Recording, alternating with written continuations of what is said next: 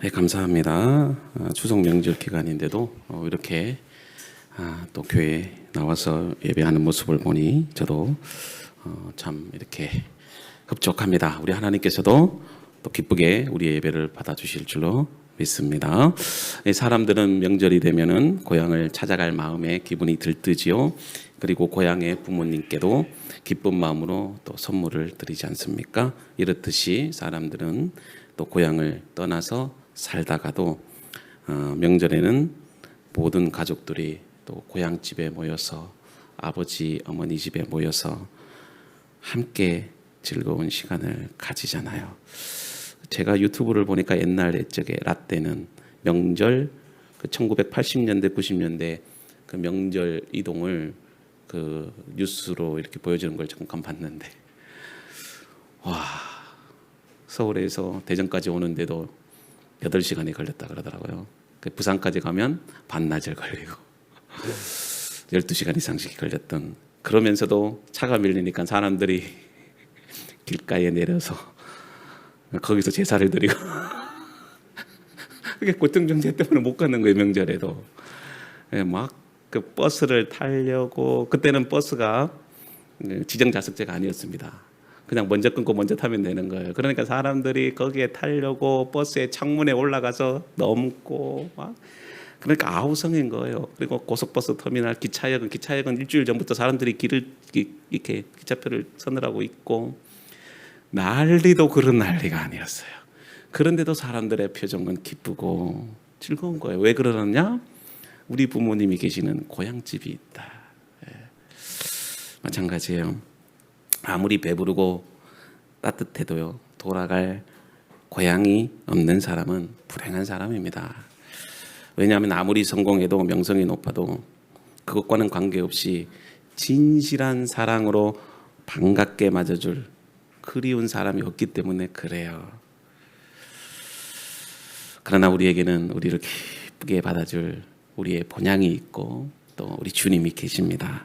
힘들어도 우리가 소망해야 할 그 하늘나라를 바라보면서 여러분들 믿음으로 살아가실 수 있기를 바랍니다. 오늘은 제가 설교 준비를 하면서 다른 날보다 설교 원고가 한 3장 정도 더 나오더라고요. 그래서 오늘 예배를 조금 스피드 있게 제가 진행을 좀 했어요. 그래서 지난 시간에도 좀 이렇게 예배 시간이 길어지자 제가 중간에 이렇게 커트를 했는데, 목사님의 고민이 바로 여기에 있는 것 같아요. 무조건 12시에 끝내야 된다고 하는 그 강박한 년 때문에 어쨌든 또 하나님 주시는 은혜 안에서 또 함께 말씀의 은혜를 또 나누고자 합니다. 우리가 지난 시간에 아비멜렉과 그리고 나오미의 가정이 베들레헴을 떠나 모압으로 이주함으로써 겪는 큰 시련과 그 고통의 원인에 대해서 우리가 같이 생각해 보았죠. 단지 엘리멜렉이 약속의 땅을 떠난 그 믿음 없는 신앙 때문에 큰 비극이 왔다, 이렇게 우리는 해석하지 말자 제가 말씀을 드렸습니다. 지난 설교의 메시지는 엘리멜렉이 모압으로 이주함으로써 겪는 그런 시련과 고통이 그 엘리멜렉이라고 하는 그 가정의 믿음 없는 선택이 아니라 그로 하여금 그 땅을 떠나게 만든 베들레헴이 문제였다. 제가 그렇게 결론을 지어서 말씀을 드렸죠. 자, 그러면 베들레헴이란 뭘까요? 베들레헴은 구약 성경에서 구약의 교회입니다. 은혜가 있는 신앙의 공동체지요. 근데 베들레헴에 뭐가 들었다고요? 흉년이 들었다는 것입니다. 제가 이걸 보니까 이게 또 모니터가 되네요. 그래서 넥타이가 삐뚤어져서 단지 기근이 들었다. 성경은 그 얘기만 하는 게 아니겠죠. 영적인 의미에서 베들레헴에 기근이 들었다는 것은 그들의 범죄함으로 하나님의 징계를 받고 있다. 왜냐하면 그 시대가 사사시대였기 때문에 그렇습니다. 자, 베들레헴은 빵집이라는 뜻이 있습니다. 자, 그 땅에 흉년이 들었다는 것은, 자, 빵집에 뭐가 없다? 빵이 없다는 것이죠. 그래서 성경은 엘리멜렉의 모압의 이주에 대해서 특별히 문제를 삼지 않습니다. 마땅히 있어야 할 그 베들레헴에 뭐가 없었다? 먹어야 할 빵이 없었다는 것입니다. 그래서 살기 위해서 모압으로 이주를 한 겁니다. 즉 현실적인 선택. 그것이 죄가 될 수는 없다. 문제는 빵집에 빵이 없었다. 자, 하나님이 계셔야 할 이 거룩한 땅, 그 베들레헴에 하나님이 없었다는 것이겠지요. 그래서 사람들은 교회를 통해서 뭘 얻고 싶어 한다? 빵을 얻고 싶어 해요. 자, 여기서 빵은 뭐라고 했습니까? 생명의 양식, 영의 양식을 말하는 겁니다. 말씀을 의미하죠. 그런데 교회가 뭐가 없다? 빵이 없다. 있는데 부패된 빵, 먹을 수 없는 빵만 있다. 그로 인해서 사람들이 빵을 먹지 못해서 점점 죽어간다. 바로 이 빵을 잃어버린 모습이 오늘날 한국 교회의 모습이다. 그래서 사람들은 빵을 먹기 위해서 교회로 찾아오는데 교회가 그들의 굶주림을 채워줄 빵이 없어요. 문제는 바로 여기에 있다는 것이지, 그 빵을 얻기 위해서 모압으로 이주한 엘리멜렉의 가정에 우리가 죄가 있다, 그렇게 말하지 말아야 됩니다. 교회에는 하나님의 임재가 있어야 되고 은혜가 충만해야 되고 그 말씀이 꿀송이처럼 달아야 돼요. 그럴 때 사람들이 그 은혜로 먹고 배부르고 살아가는 것입니다. 근데 오늘날 많은 현대인들이 배고픔을 가지고 살아갑니다. 그 배고픔을 해결해 줄 수 있는 생명의 떡 예수 그리스도를 우리는 말씀을 통해서 만나야 된다는 것입니다. 저는 우리 교회가 그런 교회가 되기를 바랍니다. 이것이 지난 설교의 요약이었습니다. 오늘 본문의 말씀은 한 가련한 여인인 나오미가 모압 땅에서 모든 것을 다 상실해버린 채 텅 빈 상태에서 이제 드디어 베들레헴으로 돌아오는 그 이야기가 펼쳐지는데, 그 과정에서 정말 아름다운 이야기가 이렇게 기록이 되어 있는 것을 보게 됩니다. 무엇이 나오미로 하여금 텅 빈 상태의 절망과 그 고통으로 이끌었던 것일까? 자, 성경에서는 1차적인 그 이유를 가족의 죽음이었다, 그렇게 표현하고 있습니다. 자, 일단 나오미의 남편이 모압으로 이주하자마자 얼마 되지 않아서 죽습니다. 그 후 또 얼마 되지 않아 그래도 아들들에게 소망을 품고 살았는데 결혼하자마자 또 그 아들 두 아들이 죽습니다. 자, 3절 보면데요, 나오미의 남편 엘리멜렉이 죽고 나오미와 그의 두 아들이 남았으며, 4절 5절 그들은 모압 여자 중에서 그들의 아내를 맞이하였는데 하나의 이름은 오르바요 하나의 이름은 루시더라. 그들이 거주한 지 10년쯤에 5절 말론과 기럨 두 사람이 다 죽고 그 여인은 두 아들과 남편 뒤에 남았더라. 자, 왜 그 죽음이 큰 위기가 되느냐면 고대 근동에 있어서 농경과 목축을 기반으로 하는 이 남성 노동력 중심의 사회였다는 거예요. 이렇듯 힘을 중시하는 남성 중심의 사회에서 남편이 없다는 것은 또 아들이 없다는 것은, 이것은 정서적으로 힘든 것이 아니라 아무런 보호도 받을 수 없고 경제적으로 아무런 수입을 얻을 수 없게 되었다는 것을 우리에게 교훈하고 있어요. 즉 삶과 죽음의 그 생존의 갈림길에 서 있는 것과 같다는 겁니다. 그래서 율법에서는 이 고아와 과부 그리고 나그네를 공동체가 보호하도록 의무 규정을 준 겁니다. 그렇게 하지 않으면 그 사람은 죽습니다. 보호가 필요한 그들에게 울타리가 되어주고, 또 남편이 없어서 경제적 생활을 하지 못하는 그들에게도 공동체가 먹을 양식을 공급해 주어야 한다는 것입니다. 그리고 심지어는 하나님께서 고엘 제도를 만드셨어요. 그래서 혈육과 친척을 중심으로 해서 공동체와 구성원들이 그들의 생명과 재산 및 가문을 보호하기 위한 제도를 마련해 주신 것입니다. 이런 의미에서 남편을 잃은 나오미와 또 며느리들은 율법에서 말하는 가장 심각한 약자였던 것입니다.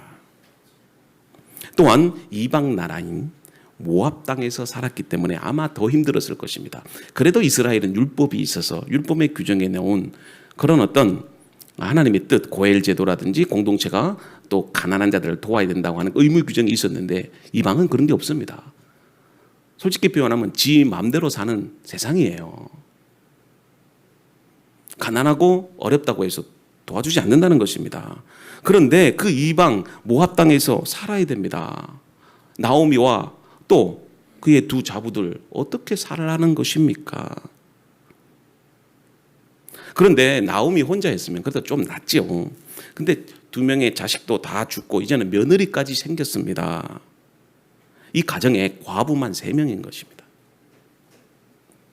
만약 여러분들이 나오미라면 어떤 위로를 해줄 수 있을까요? 나오미에게 이 상황을 극복할 수 있을 거예요? 힘을 내세요. 과연 이렇게 이야기할 수 있을까?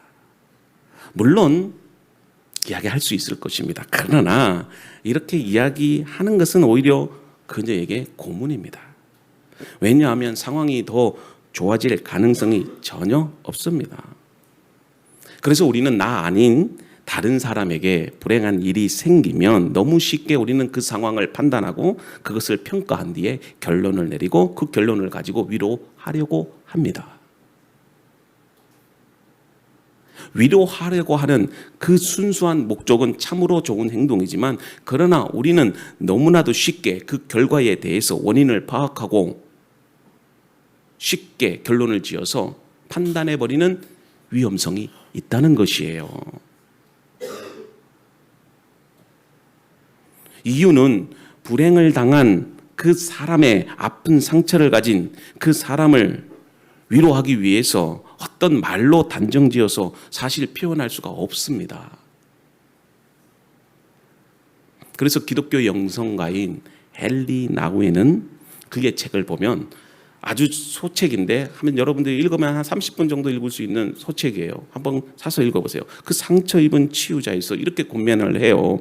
그리스도인으로서 이 땅을 살아가는 사역자로서 내면에 감춰둔 상처를 드러내 보임으로써 자신의 치유와 더불어 공동체의 치유와 성장을 기대할 수 있다라고 말을 합니다. 이게 무슨 말이냐면 크리스찬 않은 그리스도인들은 자신이 입은 그 상처로 다른 사람들을 위로할 수 있다는 거예요. 가난한 사람이 가난한 사람을 위로할 수 있고요. 상실의 그런 어려움을 당해본 사람이 그 상실감으로 살아가는 사람들을 위로해 줄 수 있다는 겁니다. 그래서 그가 이 사역자로 부르심은 그 시대가 처한 그 고통을 그 마음으로 깨닫는 것이고 그 깨달음으로부터 그의 사역이 시작된다라고 여기서 이야기를 합니다. 그래서 모든 사람들은 상처 없는 영혼이 없다는 것이에요. 그래서 우리는 상처로 인해서 인생의 새로운 그런 어떤 은혜가 임할 수 있다는 것입니다. 그게 뭐냐면 우리가 상처를 받을 때 타인을 향해서 열린 마음을 갖게 되고 그리고 그 상황을 이해할 수 있고 공감하고 그 고통에 참여할 수 있는 환대, 바로 상처 입은 치유자가 됩니다.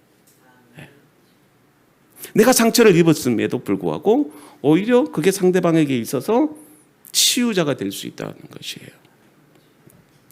중요한 것은 우리가 나오미의 슬픔에 대해서 공감하는 마음을 가져야 된다.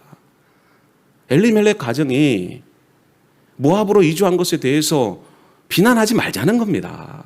그러니까 제가 이 룻기서를 공부하면서 설교집을 많이 봤는데 많은 목사님들이 죄송한 표현이지만 왜 믿음 없는 행동을 해가지고 그렇게 개고생을 하느냐 이런 식으로 설교를 하시더라고요. 그러니까 제가 틀린 말은 아닌데 제가 공감하는 마음으로 이 엘리멜렉 가정을 바라보니 저 같아도 모압으로 갔겠더라고요. 살기 위해서 그 배고픔을 해결하기 위해서 갔는데 그게 뭐가 됩니까? 성경에도 그 엘리멜렉 가정이 모압으로 이주한 것에 대해서 죄라고 정의하지 않고 있어요. 그런데도 우리는 스스로 정죄하고 있다는 거죠. 에이, 믿음을 지켜야지. 어떻게 그 약속의 땅을 떠날 수 있어? 그러니 네가 벌 받은 거야. 우리도 그렇게 손가락질 한다는 겁니다. 어떤 성도들이 아파하고 때로는 사업에 실패하고 어려움을 당할 때 욥의 세 친구들처럼 봐라 너 하나님 앞에 잘못됐으니 벌 받는 거야. 그 권선징악이야. 그러니 회개하고 하나님 앞에 무릎 꿇어. 그렇게 손가락질해서는 안 된다는 거예요. 비판하기에 앞서서 그 사람에 대해서 공감해주고 그 사람의 입장에서 그렇게 우리가 위로를 해줄 수 있는 성숙한 그리스도인들이 되어져야 된다는 겁니다. 그래서 제가 그랬잖아요. 뉴스 너무 믿지 말라고. 신문 너무 믿지 마시라고. 정치, 사회, 경제 모든 문화에서 일어나는 일들은요, 우리가 깨닫지 못하는 그런 일들이 있어요. 중요한 것은 우리가 하나님의 말씀을 근거로 해서 그들의 입장에서 공감할 수 있는 마음. 내가 저런 불행한 일을 당했다면, 내가 노동자인데 정말 내 가족이 실직을 당하고 하루하루 그렇게 살기 힘들 때, 제가 어떤 정치적 것을 논한 건 아니지만 그들을 공감해주고 이해해주고 그럴 수도 있겠다, 그런 마음을 가져야 된다는 것이에요.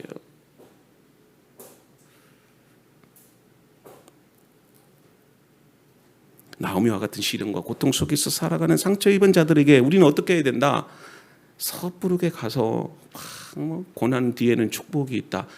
저는 솔직히 표현하면 고난 뒤에 축복이 있다? 전 그렇게 생각하지 않습니다. 고난은 고난이에요. 여러분, 그 고난 속에서 우리가 함께 울어야 되고 또 함께 손잡고 말 없이 그냥 기도해 주는 거예요. 대부분의 그런 아픔과 상처는요, 말의 실수로 나오는 거예요. 괜히 그 사람에게 그냥 되지도 않는 말로 위로하려고 했다가 순간적으로 실수가 나와서 오히려 그 사람을 더 상처받게 만드는 경우가 있어요. 그럴 때는 그냥 같이 울어주는 거예요. 그냥 안아주는 겁니다. 자, 이런 절망과 고통을 가지고 살아가는 이 나오미의 가정을 하나님께서 어떻게 위로하시고 회복시키시는지 그 이야기가 이제 펼쳐집니다. 자, 6절, 7절, 8절입니다. 그 여인이 모압 지방에서 여호와께서 자기 백성을 돌보시사 그들에게 양식을 주셨다 함을 듣고 이에 두 며느리와 함께 일어나 모압 지방으로 돌아오려 하여, 그렇게 돼 있는데, 자, 6절만 봅니다. 자, 나오미는 지금 베들레헴에 빵이 생겼다는 소식을 들었어요.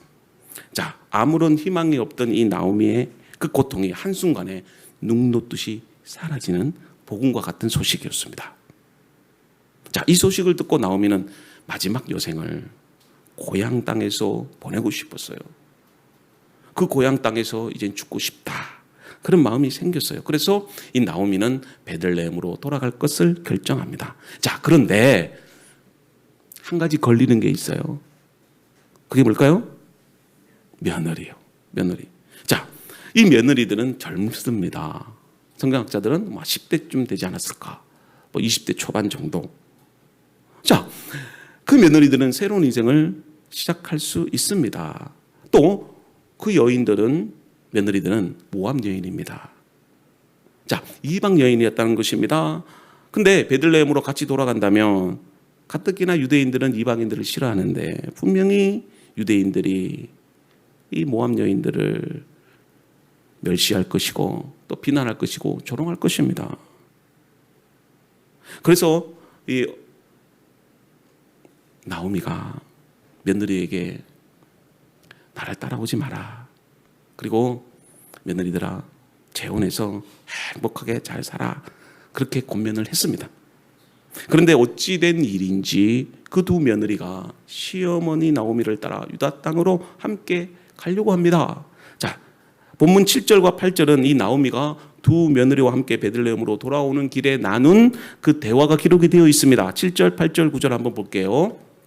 있던 곳에서 나오고 두 며느리도 그와 함께하여 유다 땅으로 돌아오려고 길을 가다가 나오미가 두 며느리에게 이르되 너희는 각기 너희 어머니 집으로 돌아가라. 너희가 죽은 자들과 나를 선대한 것 같이 여호와께서 너희를 선대하시기를 원하고 여호와께서 너희에게 허락하사 각기 남편의 집에서 위로받게 하시기를 원하노라 하고 그들에게 입맞춤에 그들이 소리를 높여 울며.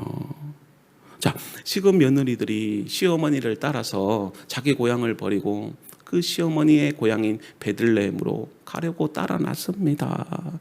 근데 시어머니는 며느리들이 걱정이 되잖아요. 그래서 나와 함께 하지 말고 너의 친정집으로 돌아가서 새로운 인생을 살아라, 그렇게 얘기를 합니다. 근데 며느리들은 시어머니를 따라서 베들레헴으로 가려고 해요.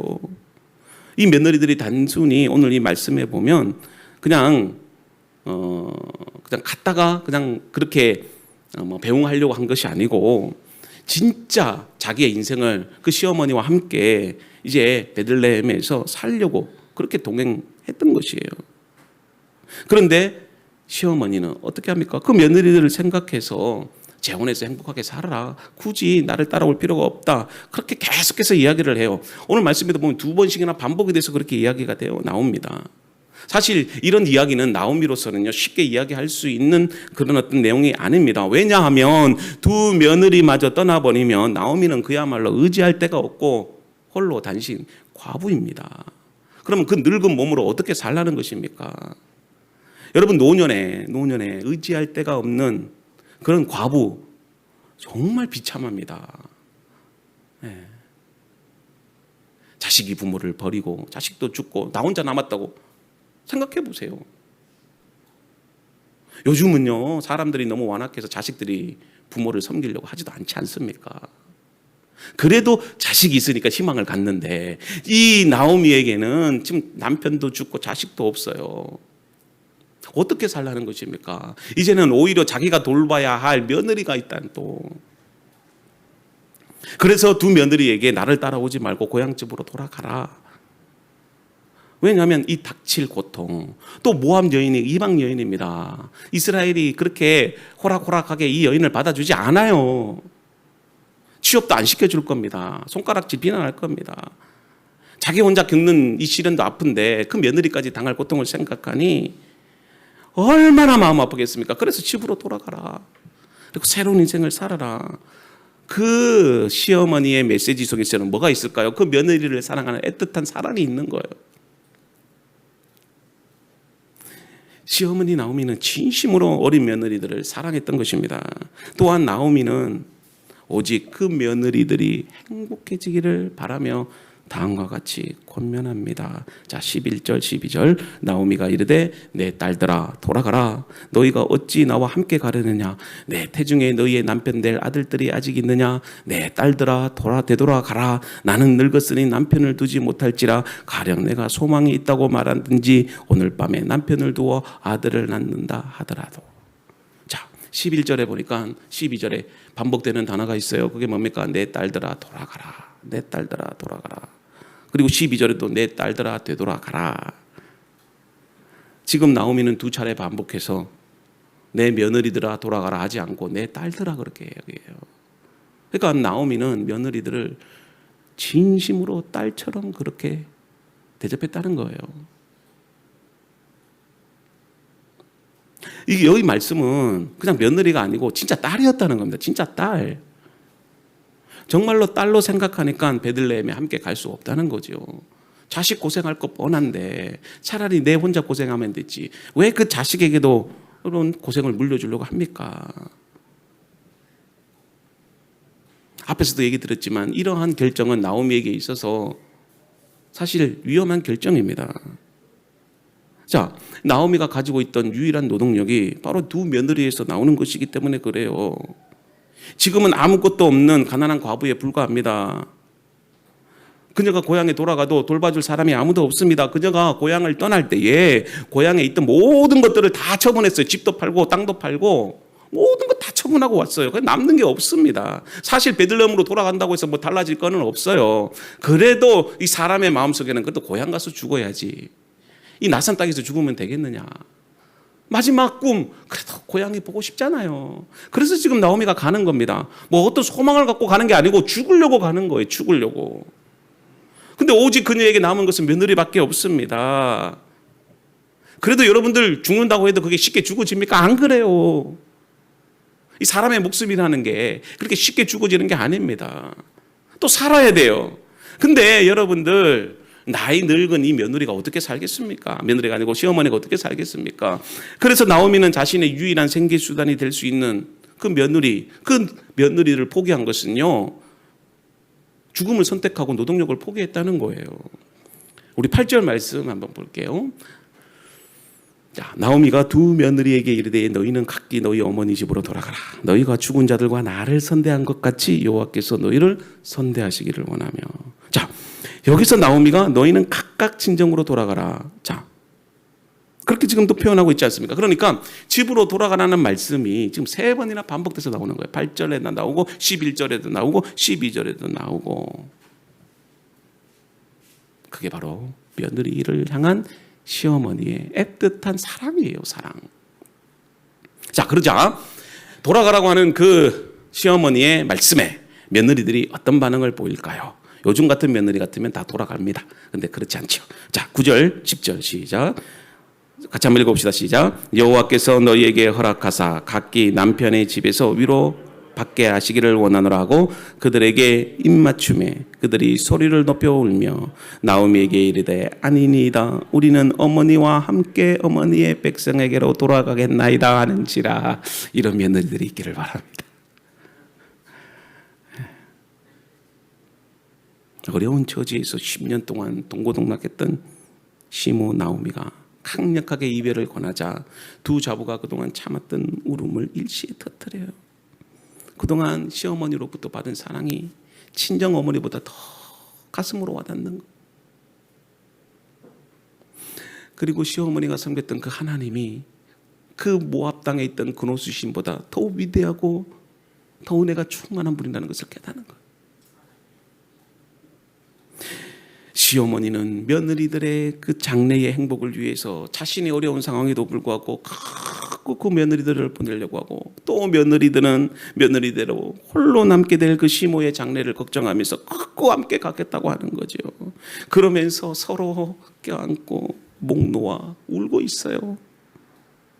자, 제3자의 입장에서 그것을 바라보는 우리는 찬양하기도 하고 어떻게 보면 참 아름다운 고부 관계를 보여주고 있어요. 그 속에서 우리는 무엇을 깨닫느냐? 하나님의 사랑이 이와 같다는 거예요. 하나님의 사랑과 하나님의 긍휼하심과 하나님의 은혜가 바로 이 시어머니 나오미와 그 두 며느리의 그 애틋한 사랑의 관계를 통해서 우리에게 보여주고 말씀하고 계시는 거예요. 룻기서에 나타난 이런 사랑을 구약의 원문에서는 뭐라고 하느냐면 헤세드라고. 헤세드. 많이 들어보셨을 거예요. 그리고 신약에서는 여러분들이 너무나도 잘 아는 것처럼 아가페. 사실 두 아들이 죽었을 때에 나오미와 그리고 며느리의 사회적인 관계는 이미 끝난 겁니다. 끝난 겁니다. 여러분, 며느리와 그리고 시어머니의 관계는 뭘로 되는 거예요? 아들 때문에 되는 거지. 근데 그 아들이 죽고 없으니 이제는 관계가 끊어지는 겁니다. 남남이에요. 사실 며느리들이 이제 나오미를 모셔야 할 책임은 없습니다. 물론 윤리적인 그런 어떤 책임은 있지만 사회적인 법적인 책임은 없어요. 그럼에도 그녀들은 이 홀로 된 시어머니의 곁을 떠나지 않고 함께합니다. 그 이유가 뭘까요? 며느리의 입장에서도 시어머니의 나오미가 마치 친정어머니처럼 그런 따뜻한 사랑을 경험했기 때문에 그래요. 그리고 시어머니 나오미의 입장에서도 며느리가 참 잘해준 거예요. 마치 딸처럼 그렇게 자신을 섬겨준 거예요, 이 며느리들이.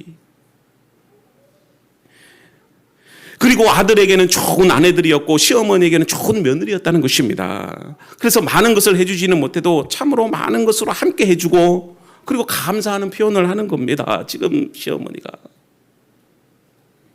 그러면서 서로 축복하고 서로 부둥켜 안고 입을 맞추고 소리를 내어서 우는 겁니다.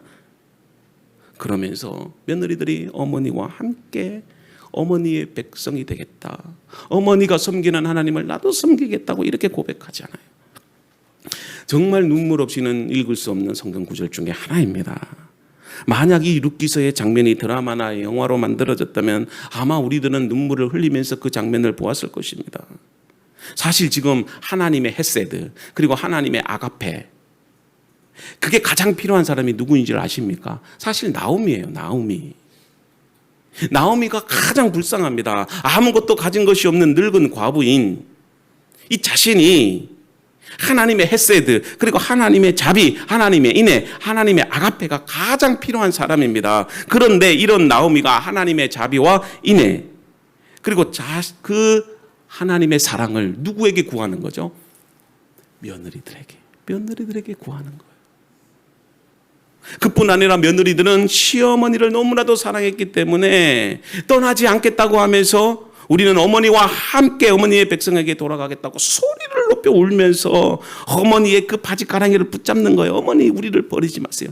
내가 죽더라도 그 어머니를 따라가겠습니다. 그렇게 지금 고백하는 거예요.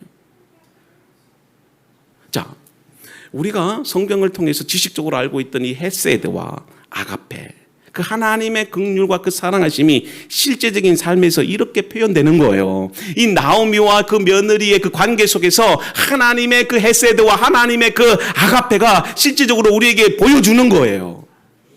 이게 바로 헤세드고 이게 바로 뭐다? 아가페라는 것입니다. 본문을 보면 이 나오미의 간청에 며느리 오르바는 친정으로 돌아갔어요. 근데 다른 며느리 룻은 어머니를 따라갑니다. 자, 그러면 여기서 우리는 친정으로 돌아간 오르바를 어떻게 평가해야 할까? 대부분 그럴 겁니다. 시어머니를 끝까지 따라가지. 왜 따라가지 않았느냐? 부정적인 생각을 할 것입니다. 그런데 저는 오르바를 그렇게 부정적으로 평가하고 싶지는 않습니다. 우리는 성경 인물을 논할 때 너무 한쪽으로 치우쳐 그 결과만을 가지고 평가하는 경향이 있다고 말씀드렸잖아요. 정말 그러면 오르바가 비난을 받아야 하는 것일까요? 절대 그렇지 않습니다. 1장 8절 한번 보여주세요. 자, 1장 8절이요. 자, 여기에 보면 나오미는 룻과 오르바를 뭐라고 표현하느냐면 중반절에 너희가 죽은 자들과 나를 선대한 것과 같이 이렇게 평가하는 거예요. 참 나오미가 베들레헴으로 돌아갔다고 했을 때, 자, 오르바도 같이 시어머니와 함께 그 길을 가겠다고 그렇게 고백을 하는 겁니다. 오르바도 그 고생과 시련을 몰랐을까요? 아닙니다. 그럼에도 불구하고 시어머니를 따라 나섭니다. 나오미가 이제 베들레헴으로 돌아가려고 했을 때 끝까지 그 시어머니를 따라가겠다고 했던 며느리가 오르바입니다. 근데 그런 오르바가 나오미가 재차 설득하자 사실은 돌아간 것 뿐이에요. 왜냐하면 아마도 어머니가 그렇게 얘기를 했을 거예요. 큰 며느리야, 내가 상황이 나아지면 다시 베들레헴으로 부를 테니까 그때 돌아오렴. 네, 그때 돌아오렴. 그러니 지금 고생하지 말고. 그러면 룻이 있으니까 룻이 나를 생기고 너는 돌아가라. 아마 그렇게 얘기했을 것 같아요, 저는. 그러니까 다시 만날 날을 기약하며, 그래, 어머니 내가 따라가면 또 어머니가 고생된다고 하니까 그러면 제가 잠시 여기 있다가 다시 그렇게 할게요. 모릅니다. 사실 몰라요. 그런데 제가 추측할 때는 아마 그렇게 하지 않았을까. 왜냐하면 본문의 앞뒤 그런 어떤 전개되는 말씀을 보니까 오르바가 그렇게 쉽게 매몰차게 시어머니 버리고 도망갈 그런 여자가 아니라는 것이기 때문에 그래요. 오르바도 인간적으로 최선을 다했고요. 며느리로서의 책임과 의무를 다하고 사랑하는 마음으로 울면서 시어머니를 따라다니는 겁니다. 그리고 룻이에요. 룻은 시어머니가 고향으로 돌아가라 이런 강권의 말을 끝까지 따라가고 시어머니를 오히려 설득하는 거죠. 그렇잖아요. 이게 둘째 며느리는 고집이 있는 거예요. 큰 며느리는 마음이 넓어서 그래도 어머니가 그렇게 말씀하시는데 순종하고 간 거고, 둘째 며느리는 말 안 듣는 며느리 같아. 그런데 며느리는 왜 엄마를 따라가겠다고 그냥 그렇게 하는 것처럼 거기서의 성격의 인물이 보이는 것 같아요. 마치 집착이 있고 한번 따라가겠다 하면 포기하지 않는 그런 어떤 마음이 있는 것 같아요, 룻에게는. 오히려 어머니를 설득하지 않습니까? 자, 16절 17절 봅시다.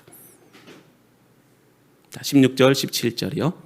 네, 룻이 이르되 내게 어머니를 떠나며 어머니를 따르지 말고 돌아가라. 강권하지 마옵소서. 어머니께서 가시는 곳에 나도 가고 어머니께서 머무시는 곳에 나도 머물겠나이다. 어머니의 백성이 나의 백성이 되고 어머니의 하나님이 나의 하나님이 되시리니. 17절 어머니께서 죽으시는 곳에서 나도 죽고 거기 묻힐 것이라. 만일 내가 죽는 일 외에 어머니를 떠나면 여호와께서 내게 벌을 내리시고 더 내리시기를 원하나이다 하는지라. 사실 17절 말씀 때문에 나오미가 포기를 한 거예요. 어머니와 함께 죽겠다는 겁니다. 룻의 말을 정리해 보면 나오미에게 더 이상 돌아가라고 하지 말라는 것은 죽어도 어머니와 함께 하겠다. 자, 오늘 이 16절 17절에서 가장 많이 나오는 두 단어가 있는데 바로 어머니하고 나. 나오미가 그리고 룻과의 대화 속에서 제일 많이 반복되는 단어가 어머니와 나예요. 그러니까 이 말이 뭐냐면 왜 어머니와 나라는 단어가 계속해서 나오느냐면 지금 룻은 시어머니와 나를 묶어버리는 겁니다. 묶어버려요. 그러니까 시어머니와 저는 한 몸입니다. 절대 떨어지지 않겠다는, 한 몸인데 어떻게 떨어질 수 있겠냐 말이죠. 이제 내가 어머니의 아들과 결혼해서 어머니 집안의 사람이 되면은 이미 나는 시어머니와 한 몸이 된 겁니다. 이거예요. 그러니 내가 어떻게 떨어질 수 있겠습니까? 그러니까 시어머님이 곧 나의 어머니고 나는 어머님의 딸입니다. 그러니까 여러분 보세요. 사랑이란 뭔 줄 아십니까? 여기서 사랑의 정의가 나오는 거예요. 사랑은 서로 묶는 거예요. 사랑은 서로 묶이는 겁니다. 하나가 되는 겁니다. 그래서 동일시하는 겁니다. 상대방과 나를 동일시하는 겁니다. 그럴 때 상대방의 아픔이 곧 나의 아픔이 되는 것이고 상대방의 즐거움이 곧 나의 즐거움이 되는 거예요. 서로 하나가 되면 서로에게 희생과 아낌없이 주는 사랑이 나타나는 거예요. 하나인데 어떻게 헤어집니까?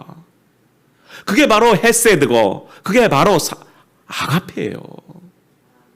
그래서 우리가 구원받았다는 것은 예수 그리스도와 내가 하나가 된 겁니다. 그래서 예수 그리스도의 십자가의 사건이 나의 사건이 되는 것이고 그리스도의 부활이 내 부활이 되는 것이에요. 결코 그리스도와 나는 분리될 수 없다는 겁니다. 하나가 됐기 때문에 우리의 구원은 완전한 것이고 결코 변치 않는다는 것입니다. 이런 믿음을 가지세요. 이런 사랑을 가지세요. 나오미는 정말 아무런 희망도 없습니다. 아무것도 가진 것이 없고 절망 그 자체입니다. 그런데 지금 젊은 며느리가 늙은 시어머니와 함께 되어서 그 죽음과도 같은 삶 속으로 들어가겠다는 것입니다. 이게 바로 사랑이에요. 그래서 룻기서를 통해서 진정한 하나님의 사랑을 보여주는, 어머니와 죽음을 함께 하겠다. 세상 사람들은 너무나도 바보 같은 짓이라고 우리에게 말을 합니다. 세상 사람들이 볼 때는 룻이 정상적인 사람이 아닙니다. 우리는 룻에게 너라도 살아야지, 함께 죽으면 되겠느냐 이런 말을 할 겁니다. 그런데 룻은 어머니와 함께 망하고 어머니와 함께 죽겠다는 것입니다. 이 룻의 고백을 통해서 여러분들을 향한 하나님의 마음을 보여주고 있는 겁니다. 하나님도 내가 너와 함께 죽겠다는 거예요. 룻의 이런 고백, 이게 바로 우리에게 베푸시는 하나님의 사랑이에요. 그의 아들 예수 그리스도를 통해서 예수 그리스도께서 우리를 위해서 함께 죽으신 것입니다. 내가 죽어야 되는데 그리스도께서 나와 함께 죽으신 거예요. 죽은 자의 죽음으로 하나가 되는 그 사랑을 보여주실 것입니다. 그래서 죽음 가운데 있던 우리들에게 생명과 소망을 주신 것입니다. 여기서 우리는 자연스럽게 결론을 맺을 수 있습니다. 우리 시간 함께 기도했으면 좋겠는데요. 나오미의 인생은요, 그 자체로 텅 빈 삶이었습니다. 수많은 사람들은 무엇인가 가득 찬 인생으로 눈에 보여지기를 원하고 그렇게 살기를 원하지만 실질적으로는 아무리 눈에 모든 것이 가득 차 보인다 할지라도 사실은 텅 빈 인생으로 살아가는 것입니다. 모든 것을 다 누려봤던 솔로몬도 마지막에 뭐라고 고백합니까? 다 헛되다는 것입니다. 다 텅 빈 것이라는 것이에요. 여러분, 죽음이란 무엇입니까? 죽음은 텅 빈 것을 말하는 거예요. 근데 그 텅 빈 여러분들의 인생을 예수님께서 십자가의 사랑으로 채워주신 것이에요. 그래서 우리가 살아나는 것입니다. 근데 우리 인간은 그리스도에게 주어진 사랑이 없기 때문에 점점 사라져버리고 결국은 텅 비면 죽음이 오는 거예요. 어쩌면 우리는 모두가 다 텅 빈 인생을 향해서 나아가고 있을 것입니다. 그러나 하나님은 우리에게 텅 빈 인생이라 한다 할지라도 하나님의 사랑으로 여러분들의 텅 빈 곳을 채워주십니다. 우리는 모두 나오미와 같은 텅 빈 인생을 삽니다. 이런 인생에서 예수님이 찾아오셔서 여러분들을 충만케 하십니다. 그 충만한 은혜가 여러분들에게 있기를 원합니다.